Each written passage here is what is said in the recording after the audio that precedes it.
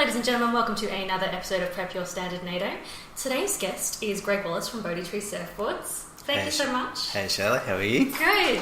Thank you so much for letting me come out to your workshop today and have a look. Absolute pleasure. It's a gorgeous little workshop. It's a bit scary when I first rocked up outside. It's this big warehouse and a dodgy looking street. I'm like, oh god, I'm going to get killed. But inside it's beautiful. It is. We call it the Bat Cave, so you enter the Bat Cave and then enter into the light of the workshop. It's pretty cool. I like that description a lot, yes. Mm-hmm. Okay, so at Bodhi Tree Surfboards, you don't just sell surfboards, you bring people in to show them how to make them. That's right. The main part of the business is the workshop, so really it's putting people through the process of building their own board, feeling that sense of pride. And Now, you showed me briefly how you make them in the certain steps. Can you give a brief rundown for anyone listening? So the process before the customer comes in, I actually go and collect the trees from the plantation, let them dry in the shop for a little while and then mill them in the hills, and then I'll machine everything in the shop. When the customer comes in, they'll have a frame set out of 6 or 7 different designs. They'll build their own deck, so putting the timbers together, then putting the decks on the frame, then putting the rails on, and then hand shaping.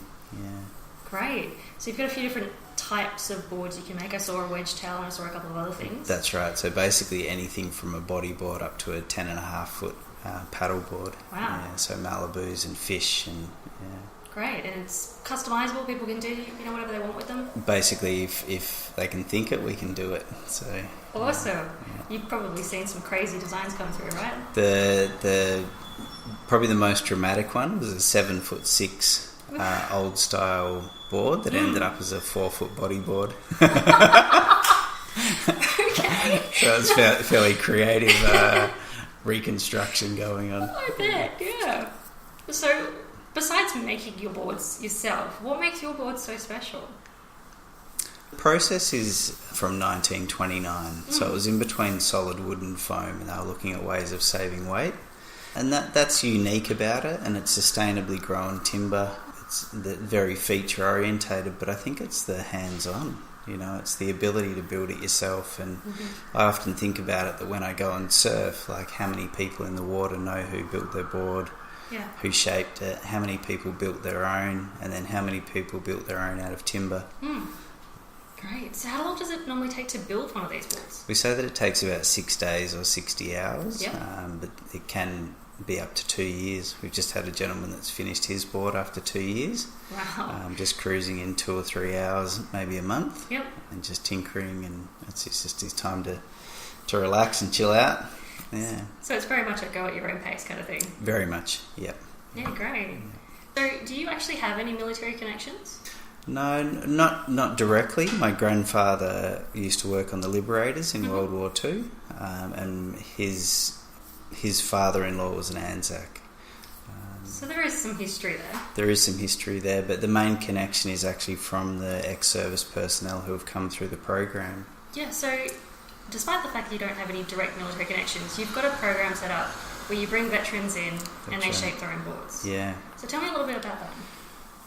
The program, I suppose, was just initiated by the veterans. They came in and saw the benefit and saw that as a program, the words were that it's better than anything that they'd done, because it was a sense of achievement, it was a break from reality, there was no pressure. My history is I was a naturopath for 15 years, and so my specialty was end-stage disease, so I'd spend a lot of time with people helping them prepare for their transition. So I built the workshop based on those philosophies that life is a cycle and there's parts to life, and the main component of how we get the value of our life is how we look at it. Great. So they come in, they make their boards, and they start feeling better about themselves again. Yeah, I suppose it's like my job is to teach people how to build a surfboard. It's not to be their friend. It's not to create some chummy relationship. But relationships form over time because there is no pressure. Like I'll get to see people at least 8 to 10 times, and over that time, it's just there's a sense of trust that's built up, and I almost think it's like normalizing is everybody has an essence. So an ex-service personnel or anybody in life isn't what they've done. Yep. They are who they are, and that's defined by their actions in the moment. So when people come in here, they're a builder. Yep. They're not an ex-soldier or whatever. They're a builder. So they realise that they're not all those labels, I suppose. Yeah, no, that's a great way of looking at it. You leave it all at the door and... Yeah, you know, it's always there, and it's always there if you want to talk about it, and it's a different environment to talk about it, but it's not necessary. Yeah. Do any of these guys have no surfing experience before they start, do you know?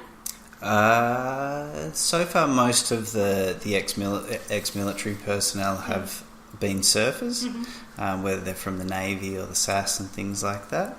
There are a few people that have never surfed a day in their life and never had woodworking experience, but the aesthetics of it and the understanding and a little bit of patience and everyone turns out a gem. Yeah. Well, you showed me some finished boards down there and they're just stunning. They're pretty fantastic. You showed me one and you said that it was his first build. That's right. That looked like a professional job. Yeah. Everybody, at the end of the day, the board that you build, if you saw it in a shop, you wouldn't want to touch it. Yeah. It would be one of those things you'd be scared to break. Yeah. Well, yeah, I was looking at it and I think if I saw that in a shop, I'd be expecting to fork out thousands and thousands of dollars for that board. Yeah. But you're giving veterans the opportunity to do that for, what, no cost, free? If we're able to get... If a veteran has... a disability pension and they fit under the criteria, they may be able to get that approved through their rehabilitation provider. So that's the most important thing, is obviously that their advocate promoting the program, and then the psychologist or OT will be able to sign off on it, and then they get DVA funding. What we're looking at through partnership with Soldier On is some grant applications where we would be able to fully fund people through. Great. At the moment, we offer a discount, so it's $1,500 to build a complete board up to the glass steps. Exactly. You know, they're $3,000 to $4,000 pieces, but more importantly, they're a functional board first and foremost, then a beautiful art piece, and then an heirloom. You know, we want them to be passed down. So some of the guys we've had through have put in the names of all their mates that they've lost over time. So that's inside the board. Their memorials, That's fantastic that, you look at a tree and all of a sudden it goes on this massive journey and you were the person goes a journey as you do it. Exactly. And the whole build is a bit of a metaphysical process. You know, you start with the bare bones and the skeleton, and along the way there's a lot of mistakes and there's a lot of battle scars and things like that, but at the end of the day it's a complete picture that's a beautiful thing. So now, you're not just helping veterans either, you've got some other charity work that you do. For every board that we build, we educate a kid for a year.